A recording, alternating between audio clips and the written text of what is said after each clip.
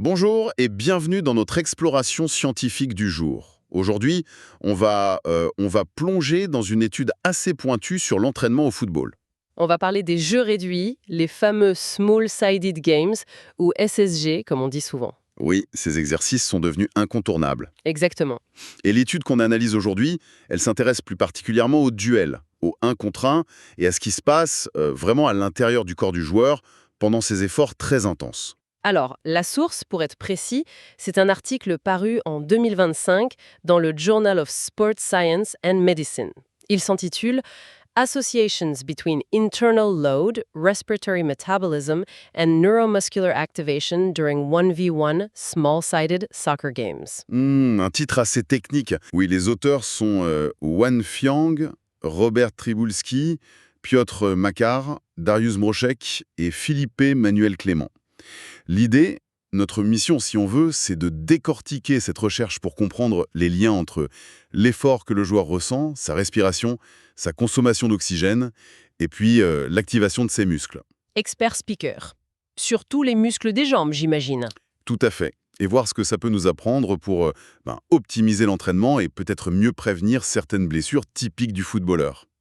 Alors, pour commencer, pourriez-vous nous rappeler pourquoi ces jeux réduits, ces SSG, sont si importants dans l'entraînement moderne? Absolument. Alors, les SSG, ce sont ces formes de jeu sur des terrains plus petits, avec moins de joueurs. L'avantage principal, et c'est pour ça qu'ils sont si populaires, c'est qu'ils permettent de travailler plusieurs choses en même temps. C'est-à-dire, expert speaker. On développe à la fois les aspects technico-tactiques, le dribble, la passe, la prise de décision rapide et la condition physique. Le tout dans des situations qui ressemblent beaucoup plus au vrai match qu'une simple course en ligne, quoi. D'accord. C'est plus spécifique au jeu. Exactement. Et ce qui est intéressant pour les coachs, c'est qu'ils peuvent vraiment moduler l'exercice très finement, en changeant le nombre de joueurs, la taille du terrain, ou même en ajoutant des règles spécifiques, ils peuvent cibler précisément la charge physique ou mentale qu'ils veulent imposer. Pour travailler l'endurance ou la vivacité ou la tactique. Voilà. Et un point clé de l'étude d'aujourd'hui, c'est le format 1 contre 1. Quand on réduit autant le nombre de joueurs, la charge physiologique pour chaque individu, elle monte en flèche. Ah oui, on le sent comment? Des études ont montré que, dans ces formats très réduits, la fréquence cardiaque est plus élevée et on produit aussi plus de lactate, ce qui signe un effort intense au niveau musculaire. C'est donc très exigeant. Très exigeant, oui. Mais, et c'est un avantage non négligeable, même si la contrainte sur le cœur est similaire à un entraînement fractionné classique, les joueurs trouvent souvent les SSG beaucoup plus motivants, plus ludiques. Ben oui, on préfère jouer au ballon que de faire des tours de piste. Exactement. Et cette motivation, ça aide à maintenir l'engagement des joueurs sur le long terme. Logique. Mais cette intensité, justement, ça doit solliciter énormément les muscles des jambes, non? On pense au quadriceps, devant la cuisse, comme le droit fémoral. Oui, le rectus femoris, ou RF. Et puis derrière, les fameux ischio-jambiers, comme le biceps fémoral, le BF. Tout à fait. Ces deux groupes musculaires sont essentiels pour toutes les actions explosives du foot. Les sprints, les changements de direction, les tirs. Et on sait malheureusement que les blessures musculaires aux membres inférieurs, c'est un vrai problème dans le foot, surtout au haut niveau. C'est même la catégorie de blessures la plus fréquente. Et les ischio-jambiers sont particulièrement touchés. Il me semble avoir lu que ça avait même tendance à augmenter. Effectivement, une étude assez récente a montré que dans le foot pro masculin, le taux de blessures aux ischios a quasiment doublé en 20 ans. C'est énorme. Le biceps fémoral en particulier prend beaucoup de contraintes, notamment lors de la phase de sprint où il doit freiner la jambe très fort tout en s'étirant. C'est ce qu'on appelle un travail excentrique, host speaker. D'où l'importance des exercices de renforcement spécifiques, comme le Nordic hamstring dont on entend souvent parler. Précisément, on sait maintenant que ce type d'entraînement excentrique peut vraiment aider à réduire le risque de blessure. Et c'est là que l'étude devient intéressante. Si on sait que le renforcement excentrique est protecteur, il est logique de vouloir comprendre comment ces muscles sont réellement sollicités et fatigués pendant les entraînements intenses, comme les SSG 1 contre 1. Pour voir si l'entraînement lui-même ne crée pas déjà une fatigue potentiellement dangereuse. Exactement. Et jusqu'à présent, peu de recherches sur les SSG avaient vraiment mesuré de façon fine le lien entre la charge globale ressentie par le joueur et ce qui se passe spécifiquement au niveau de l'activation et de la fatigue de ses muscles clés. D'accord. Alors, comment les chercheurs de cette étude s'y sont-ils pris pour mesurer tout ça en même temps? Ça a l'air d'être un sacré défi technique. Oui, ils ont mis en place un protocole assez complet avec une approche multimesure. Il faut imaginer les joueurs équipés de différents capteurs. Premièrement, pour la charge interne globale. L'effort ressenti, en gros. Voilà. Classiquement, ils ont mesuré la fréquence cardiaque, la FC, mais ils ont aussi utilisé un indice un peu plus intégré, le TRIMP, pour Training Impulse. C'est un score qui combine la durée et l'intensité de l'effort, basé sur la FC de chaque individu. Ça donne une vision globale du stress physiologique. Ils ont aussi estimé la dépense énergétique. Ok, ça c'est pour la charge globale. Et pour la respiration? Alors là, c'est intéressant. Ils n'ont pas utilisé de masque à gaz, ce qui aurait été compliqué pendant un jeu. Ils ont utilisé un système basé sur l'analyse très fine de la variabilité de la fréquence cardiaque qui permet d'estimer en continu plusieurs paramètres respiratoires. Ah oui, lesquels? Principalement la consommation d'oxygène, la fameuse VO2, qui reflète l'intensité du métabolisme aérobie, mais aussi la ventilation minute, le volume d'air brassé par les poumons et la fréquence respiratoire, donc le nombre de respirations par minute. Donc même sans masque, on a une idée de comment le moteur tourne et respire. C'est ça. Ce sont des estimations, il faut le garder en tête, mais des estimations basées sur des modèles validés et qui donnent une bonne indication de la réponse métabolique et respiratoire à l'effort.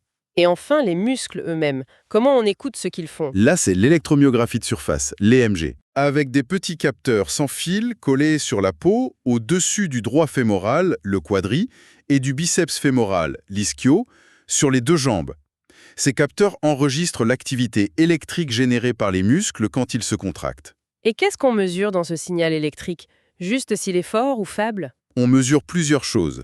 L'amplitude du signal, oui, qui donne une idée de l'intensité de l'activation, mais l'étude s'est beaucoup intéressée à un autre paramètre, la fréquence médiane, ou MF. La fréquence médiane. Expliquez-nous ça. En gros, le signal EMG est composé de différentes fréquences. La fréquence médiane, c'est un peu la fréquence moyenne de ce signal. Et ce qui est très intéressant, c'est que cette fréquence a tendance à diminuer quand le muscle commence à fatiguer, notamment à cause de changements métaboliques locaux. Donc une baisse de la MF, c'est un signe de fatigue musculaire. Expert speaker. C'est un indicateur souvent utilisé pour ça, oui. Ça peut refléter une fatigue qui s'installe au niveau des fibres musculaires elles-mêmes, parfois avant même que la force maximale ne diminue. C'est un marqueur potentiellement précoce de fatigue neuromusculaire. D'accord. Et ils ont mesuré ça comment? Pendant le jeu? Non, pas pendant le jeu lui-même, c'était sans doute trop compliqué avec les mouvements. Ils ont fait passer aux joueurs un test de contraction volontaire maximale, une MCV, avant l'exercice et un autre juste après. C'est en comparant les valeurs EMG, amplitude et MF entre l'avant et l'après qu'ils ont évalué l'effet de la séance de 1 contre 1 sur l'état des muscles. Je vois. Donc on a la charge globale TRIMP-FC, l'effort respiratoire estimé VO2, ventilation, fréquence respi, et l'état des muscles avant-après, EMG, et surtout cette fameuse MMF. C'est assez complet. Comment l'expérience s'est déroulée concrètement? Qui étaient les participants? Expert speaker. Ils ont recruté 60 étudiants masculins en filière éducation physique. Donc des jeunes hommes actifs, avec déjà une certaine expérience de l'entraînement, mais pas des pros d'élite. Le nombre 60 était choisi pour avoir assez de puissance statistique pour leurs analyses, notamment une analyse assez poussée dite de médiation. Médiation. On y reviendra peut-être. Oui.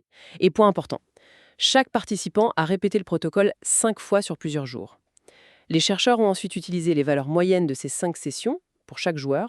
Ça permet de réduire l'erreur de mesure et d'avoir des données plus fiables, plus représentatives de la réponse habituelle du joueur. Malin. Et le protocole lui-même, le joint 1 contre 1, C'était standardisé. Un terrain en intérieur de 20 mètres sur 10, le jeu consistait en 8 répétitions.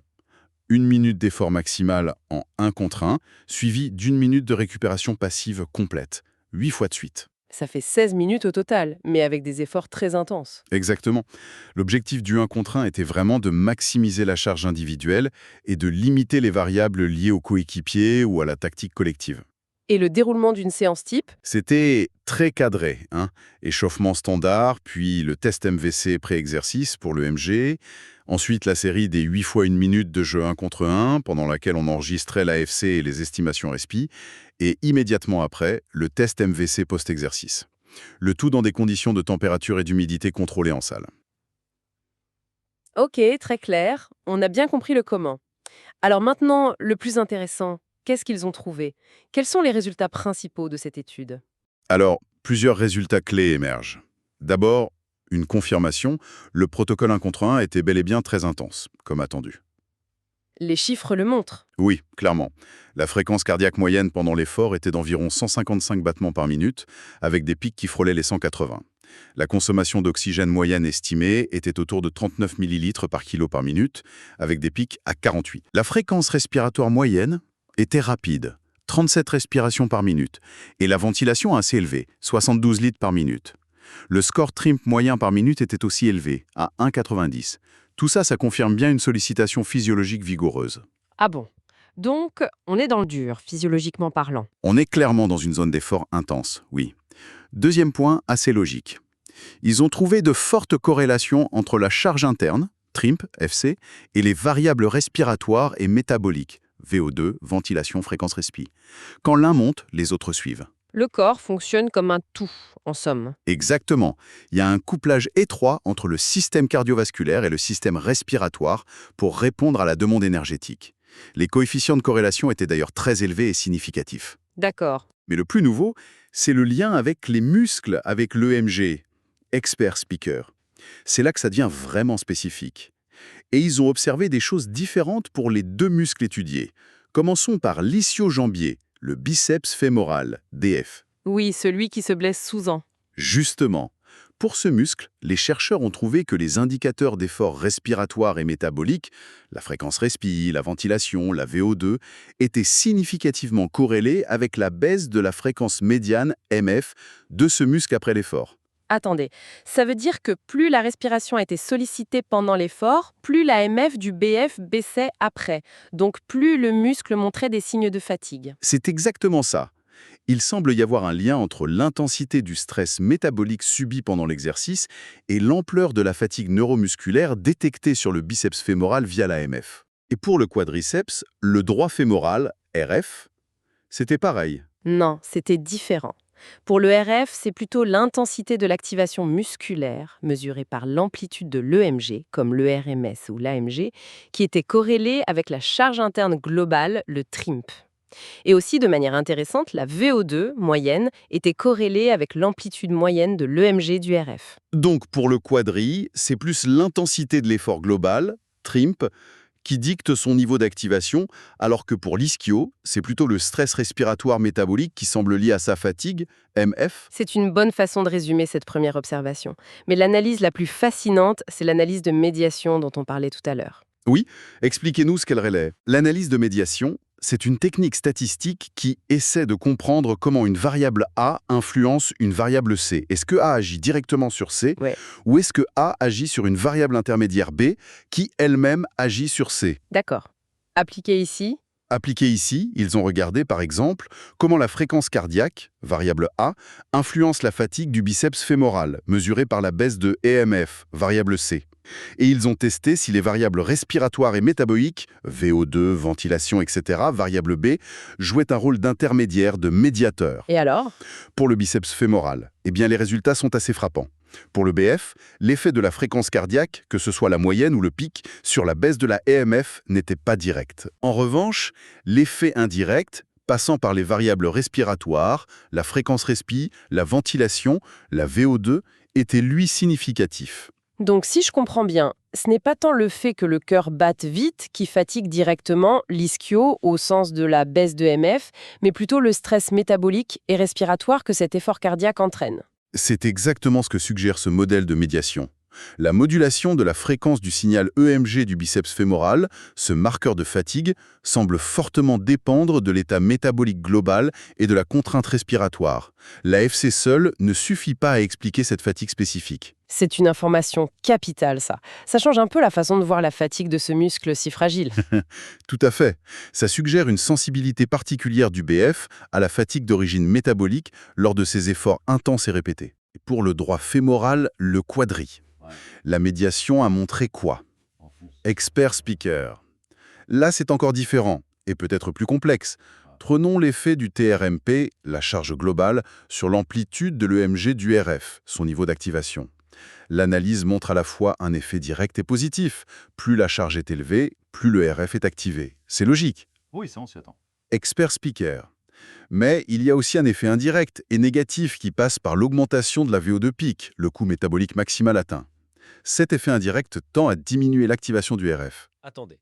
Donc, l'effort intense pousse le quadri à s'activer, effet direct, mais en même temps, le coût énergétique élevé de cet effort intense tendrait à freiner un peu cette activation. Effet indirect, c'est comme si le corps mettait une sorte de limite. C'est une interprétation possible, oui. On pourrait imaginer un mécanisme de régulation où le système nerveux central module l'activation en fonction non seulement de la commande volontaire, mais aussi du feedback sur l'état énergétique global. C'est un mécanisme à double voie pour le RF, ce qui n'était pas le cas pour la fatigue du BF. Fascinant. C'est beaucoup plus nuancé qu'on pourrait le penser au premier abord. Alors, si on essaye de traduire tout ça en implications pratiques pour les entraîneurs, les préparateurs physiques, qu'est-ce qu'on doit retenir? Premièrement, ça confirme que les SSHG 1 contre 1 sont des outils très efficaces pour générer une charge physiologique élevée. C'est bon à savoir pour planifier l'intensité des séances. Mais il faut être conscient de ce que ça implique pour les muscles. Exactement. Deuxièmement, l'étude met en lumière des réponses musculaires vraiment distinctes. L'activation ou la fatigue du biceps fémoral, ischio, semble très liée à la contrainte métabolique et respiratoire. C'est cohérent avec son rôle dans les actions explosives et son risque élevé de blessure. Sa fréquence médiane, MF, apparaît comme un indicateur potentiellement très pertinent. Donc surveiller la MF du BF pourrait être plus informatif que juste la FC pour ce muscle. C'est ce que suggèrent ces résultats. Pour le droit fémoral, quadri, c'est plus mixte. Son activation dépend directement de l'intensité globale, mais elle est aussi modulée, peut-être limitée, par le coût métabolique associé. Alors concrètement, sur le terrain, qu'est-ce qu'on peut faire avec ça? Plusieurs pistes se dessinent. Le trim reste un bon indicateur général pour suivre la charge interne globale d'une séance de 1 contre 1, mais il ne dit pas tout. Il faut aller plus loin. Oui, surveiller la fréquence respiratoire. Si on dispose d'outils qui l'estiment, certains cardiofréquencomètres le font maintenant, pourraient donner une information supplémentaire sur le niveau de stress métabolique réellement atteint par le joueur. Ça pourrait être un indicateur intéressant, notamment pour la charge sur les ischios. Et l'MEG, cette fréquence médiane?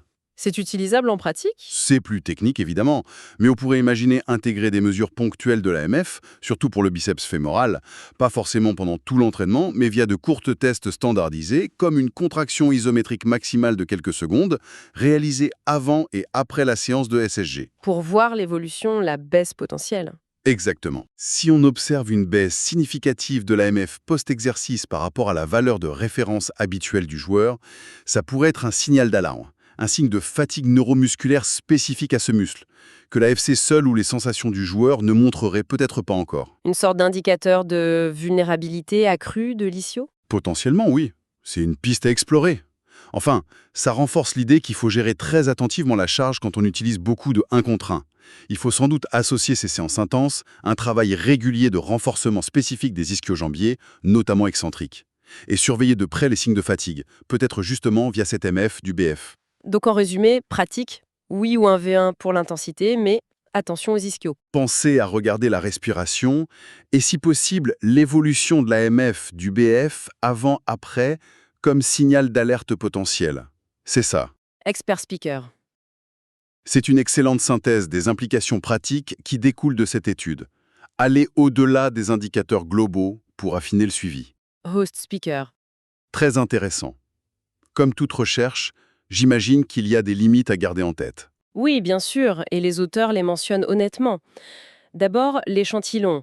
Des étudiants masculins en STAPS. Les résultats ne sont pas forcément généralisables directement aux athlètes d'élite qui ont des capacités d'adaptation différentes, ni aux femmes, chez qui la résistance à la fatigue peut aussi varier. L'environnement aussi, c'était en salle. Oui, en intérieur.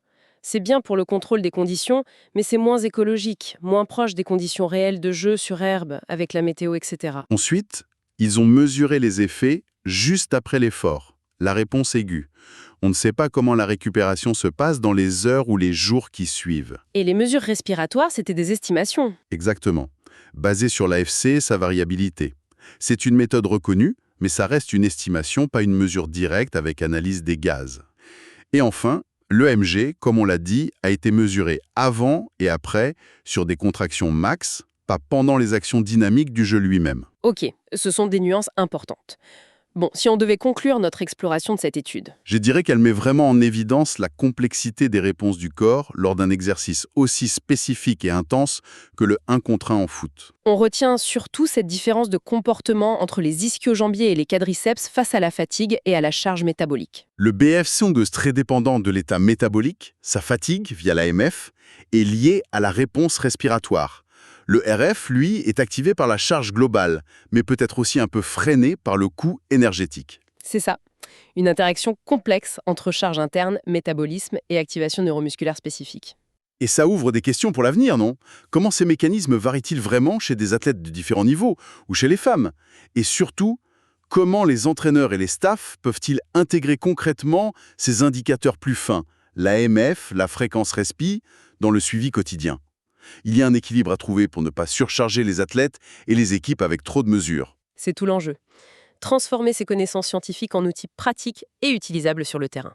Absolument. Pour celles et ceux qui voudraient vraiment creuser tous les détails méthodologiques, les analyses statistiques et voir les graphiques qui illustrent bien ces liens, on les encourage bien sûr à lire l'article original. Je rappelle le titre « Association between internal load, respiratory metabolism and neuromuscular activation during 1v1 small-sided soccer games » par Wan Fang et ses collaborateurs, paru dans le Journal of Sports Science and Medicine en 2025, volume 24. Expert Speaker. Une lecture enrichissante pour les passionnés de sciences du sport appliquées au football. Tout à fait. Et n'oubliez pas de vous abonner et d'activer les notifications si ce type d'analyse scientifique vous intéresse, pour ne pas manquer nos prochaines explorations. Merci beaucoup de nous avoir écoutés. Merci!